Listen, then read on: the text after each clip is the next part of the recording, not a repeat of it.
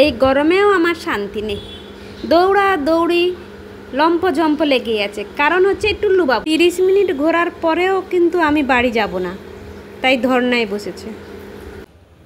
ওপরে চলো, লেঞ্জু নাড়াতে হবে না, চলো ওপরে চলো। চলে এসেছি আমার আরও একটা নতুন ভিডিও নিয়ে। কেমন আছেন সবাই? এই গরমে ভাজা ভাজা হয়ে গেছেন? যদি না হয়ে থাকেন তাহলে আমার বাবুর ভিডিওগুলো দেখতে থাকুন। হুস হুস, গরু গরু গরু, সাদা গরু যায়, সাদা গরু যায়, আমার সাদা গরু যায়। আমার সাদা গরু, চলো এদিকে এদিকে এদিকে এদিকে, চলো চল বাচ্চা, হাঁপাইয়া গেছি। বাবু লেঞ্জু নাড়তে হবে না, তুমি চলো ওপরে চলো।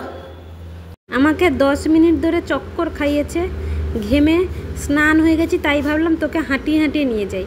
ওরে বাপরে, ওর তো গরম নেই, এই যে মেঝের মধ্যে পড়ে আছে। আমিও হাঁপিয়ে নিচে বসে গেছি। বললাম না ঠিক আছে, আমি এইখানেই বসি, তুইও বস আমিও বসি, দেখি তুই কতক্ষণ বসতে পারিস। একবার বাড়ির রাস্তা দেখবে আর একবার বাইরে যাওয়ার রাস্তা দেখবে।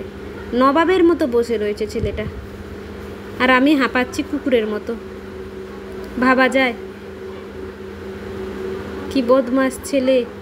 আর যখন ওকে যাওয়ার কথা বলি তখন এইভাবে গড়াগড়ি খায় মেঝের মধ্যে।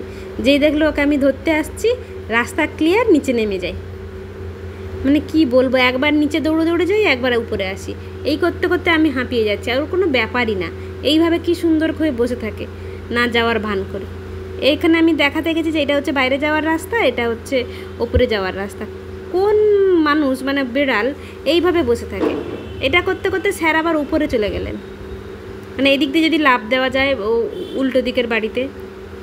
যেই একটু অন্যমনস্ক হয়েছি অমনি উনি চলে গেছেন ওপরে, জানালা দিয়ে বেরোবে। বজ্জাতের হাড্ডি হচ্ছে, ধরে বেঁধে নামালাম, চল এবারে তোকে বাড়ি নিয়ে যাই। আর কোনো কথা শুনবো না। বাড়ি যাচ্ছেন নবাব হেলতে দুলতে। চলো, দরজা খুলতে বলো, যে দরজা খোলো, দরজা খোলো, দরজা খোলো। রাগ করে চললাম, রাগ করে কোথায় যাব?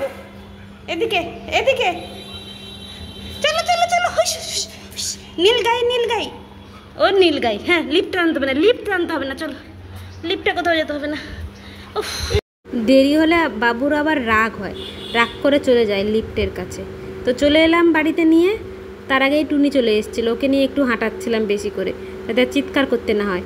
এতক্ষণের পর দাদাকে দেখে ছুটকি মামুনি চলে গেছে দাদার পেছনে লাগতে।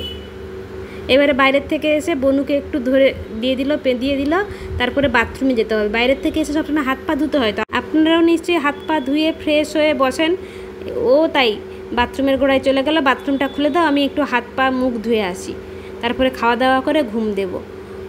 আপনারাও চলে যান, হ্যাঁ, খাওয়া দাওয়া করে ঘুম দেন।